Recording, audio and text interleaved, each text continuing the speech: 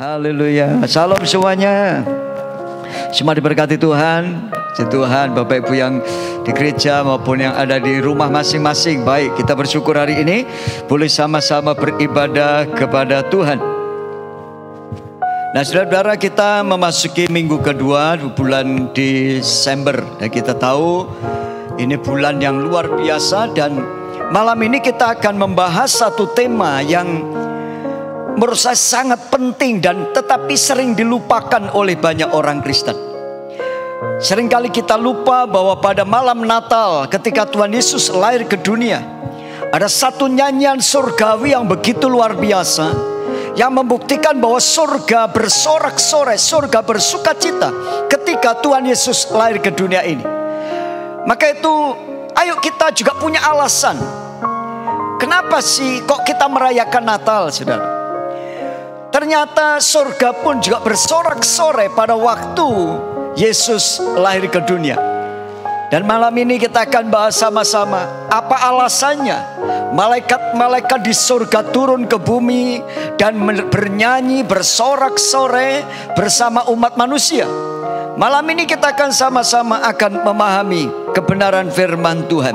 Saudara-saudara, waktu saya merenungkan tentang nyanyian malaikat pada waktu malam Natal, saya sangat diberkati dengan apa yang saya temukan, yang Tuhan wahyukan, Tuhan berikan hikmat, sehingga saya boleh mengerti lebih dalam lagi tentang rencana Tuhan untuk keselamatan kita. Nah, untuk itu malam ini kita akan lihat dari Lukas pasal 2, mulai ayat 8 kita akan baca sampai ayat yang ke-20. Kita nggak baca semua, tetapi kita baca sebagian. Nah, kita akan lihat Lukas 2 ayat 8 dikatakan begini, dan di daerah itu ada gembala-gembala yang tinggal di padang menjaga kawanan ternak mereka pada waktu malam. Mari baca sama-sama.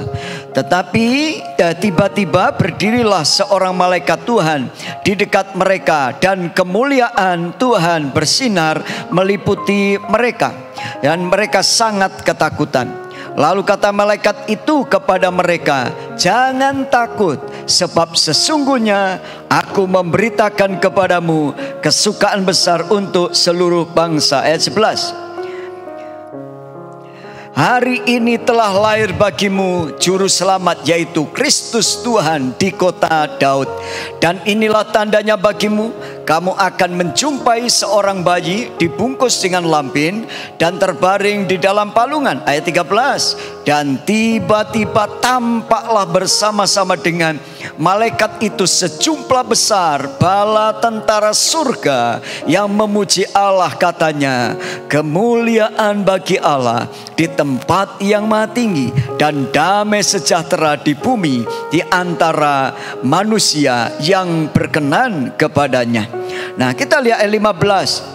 Setelah malaikat-malaikat itu meninggalkan mereka dan kembali ke surga, gembala-gembala itu berkata seorang kepada yang lain, marilah kita pergi ke Bethlehem untuk melihat apa yang terjadi di sana, seperti yang diberitahukan Tuhan kepada kita. Ayat 20. Maka kembalilah gembala-gembala itu sambil memuji dan memuliakan Allah, karena segala sesuatu yang mereka dengar, mereka lihat, semuanya sesuai dengan apa yang telah dikatakan kepada mereka. Berikan tepuk tangan buat Tuhan Yesus. Haleluya. Nah, apa yang saudara tangkap dari pembacaan ini? Saya menangkap beberapa hal penting yang saya akan sampaikan. Saudara harus mengerti, ketika Tuhan Yesus datang ke dunia, itu Tuhan sudah rencanakan sejak manusia jatuh ke dalam dosa. Tuhan katakan kepada Adam, Adam, aku akan mengadakan permusuhan antara keturunan perempuan dan keturunan ular ini. Keturunan ular akan meremukkan tumit, dan keturunan perempuan ini akan meremukkan kepala ular itu. Itu janji tentang kedatangan Yesus. Tetapi saudara, itu dibutuhkan kurang lebih 4.000 tahun lamanya sampai Yesus lahir ke dunia. Dan saudara tahu, sejak manusia jatuh ke dalam dosa, Kalau saudara membaca baik-baik isi Alkitab, maka saudara akan menemukan bagaimana kejahatan demi kejahatan itu semakin hari semakin meningkat. Semakin meningkat, semakin meningkat, semakin meningkat. Bahkan rencana Allah memilih orang Israel pun hanya 2 orang yang bisa masuk tanah Kanaan. Kenapa? Karena umat pilihan tidak siap untuk mengikuti rencana Tuhan, aturannya Tuhan, tatanannya Tuhan, sehingga mereka layak untuk masuk tanah Kanaan. Ketika kita menjadi Kristen, juga ada tatanan, ada aturan kekristenan yang kita harus taati. Supaya apa? Supaya Bapak, Ibu, saudara-saudara juga dapat masuk tanah Kanaan secara rohani. Kanaan bicara tentang perjanjian seutuhnya, yaitu janji berkat seutuhnya yang Tuhan janjikan.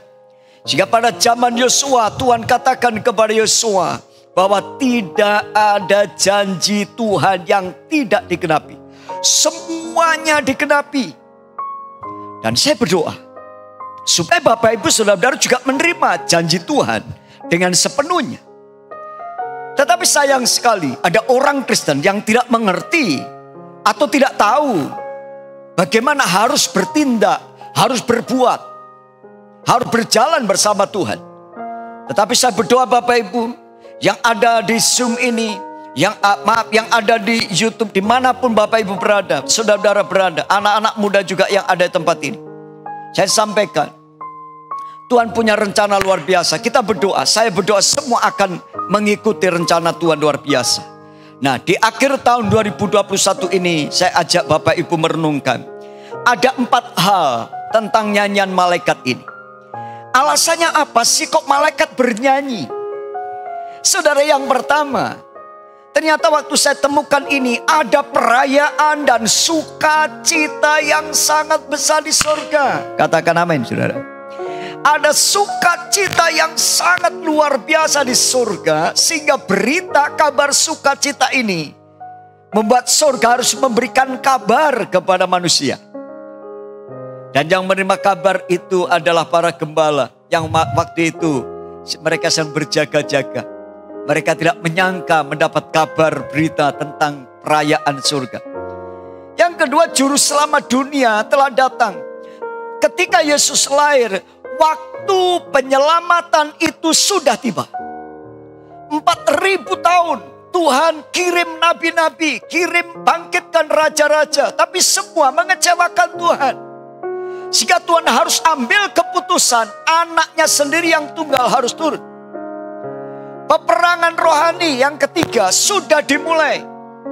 Ketika Yesus datang, artinya Tuhan mengintervensi kerajaan iblis dan mulailah sebuah peperangan rohani yang besar. Dan ini harus kita tangkap. Dan yang keempat, nyanyian surga itu turun ke bumi. Waktu saya merenungkan ini, wow, betapa dahsyatnya sebenarnya perayaan Natal pada waktu itu. Kalau dunia tahu, kalau dunia mengerti, kalau Herodes mengerti, maka dia tidak akan membunuh bayi-bayi, tidak akan membunuh Yesus. Mereka mungkin akan seperti orang Majus yang datang menyembah kepada Yesus. Tapi sayang sekali, hanya sedikit orang yang mengerti dan punya pemahaman seperti orang Majus itu. Kita akan lihat, saudara. Yang pertama, ada perayaan yang luar biasa dalam kerajaan surga. Lukas 2 ayat 10 tadi dikatakan begini. Lalu kata malaikat itu kepada mereka, ini Gabriel disuruh Tuhan.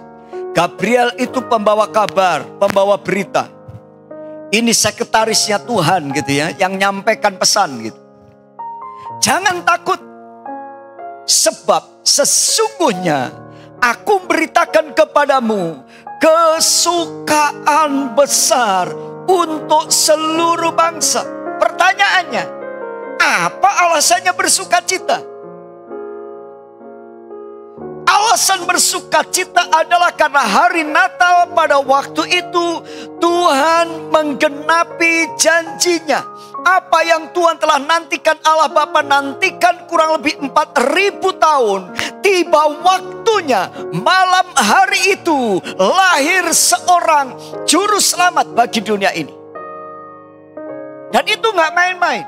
Kalau Bapak Ibu nunggu seorang anak sampai 4.000 tahun lamanya, pasti kita gak akan tahan. Kita sudah mati duluan. Karena umur kita paling 70, 80, 90, 100 kalau kuat. Nah, malaikat ini berkata, jangan takut, ada kesukaan besar. Ada kesukaan besar. Matius pasal 4 ayat 15-16, Yesus berkata begini. Satu kali Yesus mulai pelayanan. Dan waktu mulai pelayanan Yesus, Yohanes Pembaptis dipenggal kepalanya. Lalu Yesus pergi ke Zebulon, tanah Naftali. Dan Yesus katakan begini. Tanah Zebulon dan tanah Naftali, jalan ke laut, daerah seberang sungai Yordan, Galilea, wilayah bangsa-bangsa lain. Perhatikan. Bangsa yang diam dalam kegelapan telah melihat terang yang besar. Dan bagi mereka yang diam di negeri yang dinaungi maut, telah terbit terang. Sejak waktu itulah Yesus memberitakan, bertobatlah sebab kerajaan surga sudah dekat. Wilayah bangsa-bangsa yang termasuk kita di Indonesia, Amerika, Eropa, di mana semua di luar Yerusalem adalah bangsa-bangsa yang tinggal dalam kegelapan, dinaungi maut. Artinya tidak ada harapan untuk selamat. Semua orang di luar Yahudi tidak menerima keselamatan. Tetapi kita bersyukur, Yesus datang. Ketika itu ingin menyelamatkan orang Yahudi, tapi orang Yahudi menolaknya. Dan diberikanlah kepada kita. Maka kita pun juga patut bersukacita karena kita mendapat keselamatan itu. Katakan amin. Siapa mau bersukacita malam ini? Haleluya. Kalau saudara masih murung terus, saudara belum mengerti betapa dahsyatnya panggilan saudara jadi orang Kristen. Maka Tuhan katakan, bersukacitalah senantiasa, mengucap syukur dalam segala hal. Karena kita tahu, kita sudah mengalami keselamatan. Terang itu sudah datang kepada kita. Kuncinya apa? Bertobat. Katakan bertobat. Bertobat artinya berpaling 180 derajat. Menghadap kepada Tuhan. Bertobat, tinggalkan dosa, kembali kepada Allah. Nah, saudara, yang kedua, alasannya apa? Malaikat bernyanyi di malam Natal. Lukas 2 ayat 11 dikatakan begini. Mari kita baca sama-sama. 2, 3. Hari ini telah lahir bagimu juru selamat, yaitu Kristus Tuhan di kota Daud. Hari ini telah lahir bagimu juru selamat, yaitu Kristus, arti yang diurapi, Tuhan di kota Daud. Immanuel, Allah yang turun menyelamatkan kita. Tema Natal kita adalah Immanuel. Nanti kita akan juga rayakan sama-sama. Kita ibadah sama-sama, memang secara sederhana, tetapi kita mengucap syukur. Secara rohani kita pesta rohani, ya, bukan pesta secara jasmani, tapi justru Natal adalah sebuah pesta rohani yang luar biasa. Nah, saudara, di sini katakan, hari ini telah lahir bagimu juru selamat.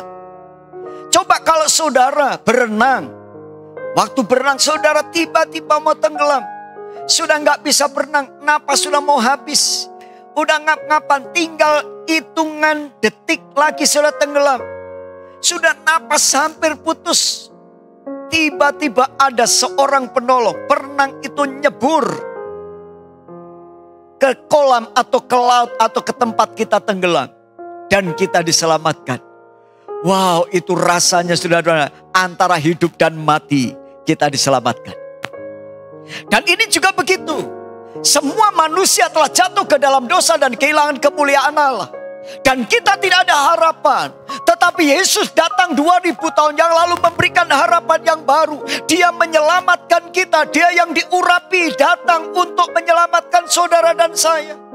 Dan ini alasan kenapa kita bersuka cita. Tuhan, terima kasih Engkau mau lahir ke dunia. Makanya perayaan Natal atau ibadah Natal kita adakan sebagai tanda ucapan syukur kepada Allah bahwa Dia telah datang untuk menyelamatkan kita. Makanya kita rela berkorban. Boleh saudara mengadakan perayaan Natal yang luar biasa, boleh. Tapi bukan pesta duniawi, pesta dosa, pesta pora, itu yang gak boleh. Tetapi saudara, kita lihat alasannya apa juru selamat datang. Yohanes 13 ayat 16, ayat yang sangat terkenal. Dikatakan begini, mari kita baca. 2, 3. Karena begitu besar kasih Allah akan dunia ini, sehingga telah mengaruniakan anaknya yang tunggal, supaya setiap orang yang percaya kepadanya tidak binasa, melainkan beroleh hidup yang kekal. Ayat 17. Sebab Allah mengutus anaknya ke dalam dunia, bukan untuk menghakimi dunia, melainkan untuk menyelamatkan oleh Dia. Ayat 18. Barang siapa percaya kepadanya, ia tidak akan dihukum. Barang siapa tidak percaya, ia telah berada di bawah hukuman, sebab ia tidak percaya dalam nama anak tunggal Allah. Orang di luar Yesus yang mengklaim Dia adalah ahli surga, penghuni surga, itu kebohongan. Saudara, yang benar adalah setiap orang yang percaya kepada Yesus Juru Selamat, itulah yang akan diselamatkan. Karena Yesus itu penyelamat. Yesus itu Juru Selamat. Dia Allah yang jadi manusia. Dan setiap orang yang mau percaya, mau mengikut Dia, akan diselamatkan. Maka itu berbahagialah Bapak Ibu Saudara yang telah percaya kepada Tuhan Yesus. Kita semua sudah diselamatkan. Amin, saudara. Kita sudah diselamatkan. Ini penting. Ini alasan kenapa malaikat bernyanyi. Malaikat bernyanyi, malaikat bersuka cita, malaikat menyembah. Tadi kita nyanyikan bersama malaikat di surga. Bersama malaikat di surga, nyanyikan kidung pujian, bermazmur bagimu, mulialah namamu, Yesus, aku menyembahmu. Tanganku ku angkat padamu. Amin. Masuk dalam hadiratmu, rasakan kasihmu, ku jadi milikmu. Yesus, aku menyembahmu. Hosana, Hosana, Hosana, aku memujimu. Haleluya, haleluya, aku menyembahmu.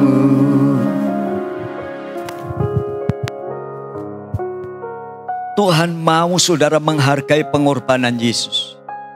Jangan mau dibodohi oleh iblis, jangan mau dibodohi manusia. Juru selamat hanya satu, yaitu Allah yang telah jadi manusia. Namanya siapa? Tuhan Yesus. Di luar itu tidak ada keselamatan. Yang ketiga, alasan apa malaikat bernyanyi di malam Natal itu? Alasannya adalah peperangan rohani sudah dimulai. Di belakang malaikat Gabriel yang satu orang tadi, satu malaikat tadi, ada ribuan bala tentara surga yang bernyanyi. Ini luar biasa. Yang bernyanyi adalah bala tentara surga, saudara. Bala tentara surga turun. Untuk apa? Untuk menyelamatkan kita. Mari kita akan lihat saudara, bagaimana bala tentara surga turun. Tuhan mau kita memahami hal ini. Dalam Yohanes pasal 1 ayat 4, mari kita lihat sama-sama. Dalam Dia ada hidup, dan hidup itu adalah terang manusia. Terang itu percaya dalam kegelapan, dan kegelapan itu tidak menguasainya. Terang yang sesungguhnya yang menerangi setiap orang sedang datang ke dalam dunia. Ia telah ada di dalam dunia, dan dunia dijadikan olehnya, tetapi dunia tidak mengenal Dia. Peperangan antara hidup dan mati. Di dalam Dia ada hidup, di dalam iblis ada kematian. Dia disebut pencuri, pembunuh, pembinasa. Iblis pencuri, pembunuh, pembinasa. Yesus di dalam Dia ada hidup. Setiap orang percaya kepadanya diberi hidup. Dosa, upah dosa yaitu maut, kematian. Upah percaya kepada Yesus adalah hidup yang kekal. Dan dikatakan terang itu bercahaya dalam kegelapan, dan kegelapan tidak menguasainya. Peperangan antara kerajaan kegelapan dan kerajaan iblis ini dimulai ketika Yesus lahir ke dunia.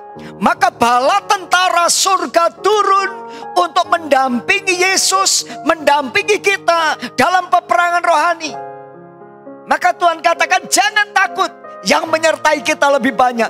Bala tentara surga lebih banyak. Tuhan mengirim bala tentara untuk membela kita, memberikan kemenangan kepada kita. Berikan tepuk tangan buat Tuhan Yesus. Haleluya. Surga telah turun, bukan main-main. Dengan seluruh bala tentara surga turun. Dan kalau bala tentara surga turun, malaikat Gabriel, malaikat Mikael juga turun. Malaikat Mikael adalah malaikat panglima peperangan, saudara. Dan ini yang Tuhan akan kerjakan. Maka itu sudah apa yang Tuhan mau. Hari-hari ini terang itu sudah datang. Kegelapan itu menguasai bumi. Tapi Tuhan, terang itu telah datang untuk memberikan kemenangan. Nah, apa yang Tuhan akan kerjakan? Jadi saudara, saya rindu saudara dalam peperangan ini andalkan Tuhan. Kalau Tuhan di pihak kita, siapakah lawan kita? Amin saudara. Jadi tiap-tiap hari kita dalam peperangan rohani. Nah, saudara perhatikan, coba kita lihat bagian yang keempat.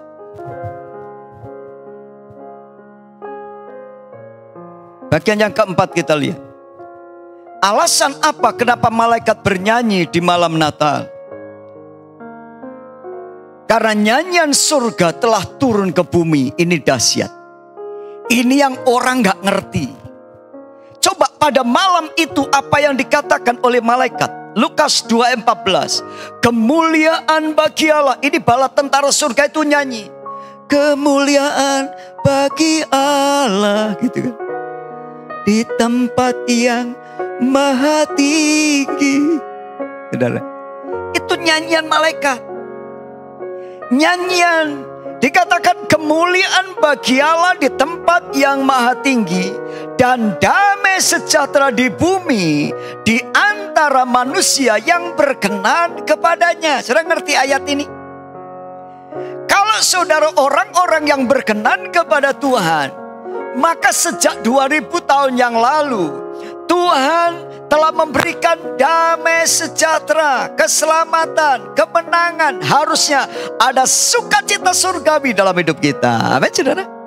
Dan ini yang harus kita imani, kita percayai. Kita harus meyakini nyanyian surga telah turun. Kapan? Sejak Yesus lahir ke dunia ada nyanyian surgawi, suasana surga turun. Maka Yesus katakan, datanglah kerajaanmu, jadilah kehendakmu di bumi seperti di surga. Itu doa kita. Dan kalau ada intervensi surga, nyanyian-nyanyian rohani turun ke rumah kita. Di rumah kita ada nyanyian pujian penyembahan. Dan Allah bertahta di atas pujian penyembahan umatnya. Saya percaya Tuhan akan berkati keluarga kita. Tuhan akan berkati usaha kita. Karena ada mesbah, ada nyanyian-nyanyian yang kita naikkan. Maka jangan berhenti sudah mengucap syukur. Naikkan pujian syukur kepada Tuhan. Amin saudara. Kita banyak memuji, menyembah. Kenapa? Surga ditandai dengan nyanyian-nyanyian. Kalau saudara membaca kitab Wahyu pasal yang kelima, pasal 4. Setiap kali makhluk tua-tua itu memuji, menyembah, maka tersungkur. Dan surga bumi menyembah. Dan saya berdoa saudara memahami hal ini. Saudara jangan nunggu nanti masuk surga baru menikmati suasana surga. Suasana surga harus kita nikmati sekarang. Melalui doa, pujian, penyembahan kepada Allah. Nyanyian kita membawa suasana surga.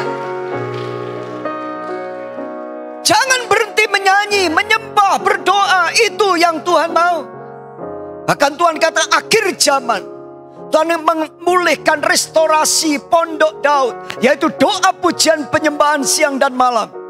Supaya kita masuk dalam hadirat Tuhan. Maka saya pesan kepada saudara. Masuk menara doa. Yang belum pernah masuk menara doa. Masuk menara doa. Ketika saudara masuk menara doa. Saudara sedang masuk hadirat Tuhan. Saudara sedang bersama malaikat untuk menikmati surga turun ke bumi. Terutama yang banyak stres, mikirin masalah. Masuk menara doa, nyembah Tuhan. Saat kau nyembah, apa masalahmu belum beres? Belum. Tapi engkau menikmati hadirat Tuhan. Engkau mungkin seminggu, sebulan masuk menara doa, masalah belum beres. Tetap masuk, nikmati hadirat Tuhan. Saat kau tinggal dalam hadirat Tuhan, Tuhan akan berperang dan Tuhan akan lakukan bagiannya untuk kita. Tiap-tiap hari saya masuk menara doa. Baik EPT, menara doa rayon, menara cabang. Saya masuk ke sana, nikmati hadirat Tuhan. Saya justru dengan pandemi saya bersyukur. Saya boleh masuk menara doa. Pak Yasen tiap pagi jam 5 pagi. Saya bersama Mor. Wow, ikut doa pagi kita. Puasa. Siapa yang gak ikut puasa? 21 hari. Kalau saya gak ikut, sayang sekali. Puasa ini akan menentukan bagaimana ke depan. Maka ambil puasa dari tanggal 1 sampai 21. Kita puas dan tiap pagi kita akan doa. Minta tuntunan Tuhan. Nyanyian surga adalah suasana surga. Karena surga kalau sudah membaca Alkitab baik-baik. Baik di dalam perjanjian lama maupun perjanjian baru. Selalu ditandai dengan nyanyian malaikat. Malaikat itu bernyanyi menyembah. Bahkan malaikat pemimpin penyembahan namanya Lucifer. Yang diperlengkapi dengan semua kehebatan memainkan musik suara yang luar biasa. Lucifer yang akhirnya jatuh dalam kesombongan karena diberikan kemuliaan melebihi yang lain. Apa yang terjadi saudara? Dia dilempar ke bumi karena kesombongannya. Dan saya rindu saudara memahami hari ini. Posisi Lucifer telah kosong dan diisi dengan umat Tuhan. Lucifer meninggalkan penyembahan di surga. Dan kita yang mengisi tempat yang kosong itu. Dan Tuhan menunggu dari Cisarua, dari Cipanas, dari Bogor, dari manapun. Rindu menyembah, mendengar penyembahan kita. Saudara. Ini yang penting. Roh penyembahan harus ada. Jangan banyak ngomel. Ayo jangan banyak mengeluh, banyak nyanyi. Saudara, ya. Dan yang terakhir ayat Efesus 5 ayat 17. Mari kita baca. Ini kesimpulan yang saya sampaikan. Efesus 5 ayat 17. Apa yang harus kita lakukan? Natal adalah pesta rohani. Harusnya Natal ini kita penuhi dengan suasana rohani yang luar biasa. Bukan pesta jasmaninya, yang penting makan. Oh saudara, itu sampai saudara babi-babi pada stres saudara. Kalau sudah Natal begini saudara. Karena pada dipotongin semua, bikin babi guling, kambing guling, bapak saudara. Semuanya saudara ya. Tapi saya berdoa bukan pesta jasmaninya yang penting, justru pesta rohani. Dan saya cari Tuhan pesta rohani itu ayatnya di mana? Ini lihat Efesus 5 ayat 17 sampai 21. Ini pesta rohani buat kita. Ayo baca. 2, 3. Sebab itu janganlah kamu bodoh, tetapi kamu usahakanlah supaya kamu mengerti kehendak Tuhan. Katakan jangan bodoh. Natal tahun ini jangan bodoh. Kita ngerti kehendak Tuhan.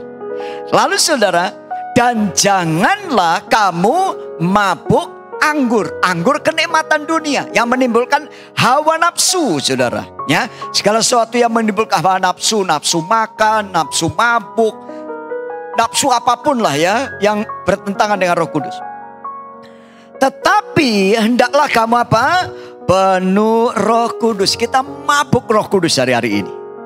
Lah dan berkata-katalah, kata-kata kita pun juga, perhatikan 19, dan berkata-kata seorang kepada yang lain dalam mazmur dan kidung puji-pujian. Wow saudara, nyanyian rohani, bernyanyi dan bersoraklah bagi Tuhan dengan segenap hati. Berikan tepuk tangan buat Tuhan, katakan haleluya, haleluya, haleluya.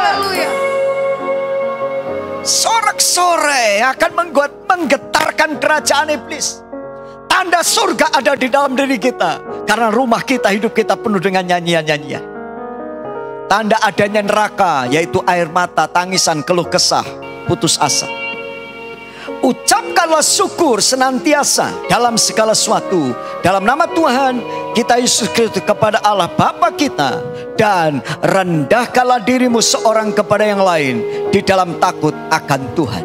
Orang yang mengalami suasana surga enggak sombong, rendah hati, menghormati orang lain, menghormati suami, menghormati istri, menghormati orang lain. Suasana surga seperti itu. Surga tidak ada yang sombong. Orang yang sombong dilempar ke neraka seperti Lucifer. Maka itu rendah hati. Saya rindu Natal ini akan buat kita semakin rendah hati. Amin. Waktu kita diberkati, kita semakin rendah hati. Amin. Untuk firman Tuhan, ini alasan kenapa malaikat bernyanyi bersama kita. Naikkan pujian tadi bersama malaikat di surga. Mari kita bangkit berdiri. Bersama